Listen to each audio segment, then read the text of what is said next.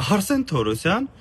ինչ օպտիմալ կառավարման մասին ես խոսում։ Ու խոսում ես դու, որ կորոնավիրուսի դեմ պայքարը տապալել է, ու խոսում ես դու կառավարման պատճառով Հայաստանը հայտնվել է մահացություններով աշխարհի թոփ երկրների մեջ, էլ լուրջ ես խոսում։ Ո՞վ է խոսում դպրոցները միավորելու մասին։ Ես քեզ ասում եմ, գյուղերում դպրոցներ եք փակում։ Այդ երեխեքը 10 կիլոմետրով լեռնային անանցանելի ճանապարհներով ձմռանը ո՞նց են գնալու դասի։ Այս տարիների ընթացքում նոր աշխատատեղեր չեք ստեղծել։ Հիմա էլ արդեն մանկավարժներին եք ուզում սարքեք գործազուրկ։ Հերիքա, դու քո հիմիկվա պաշտոնին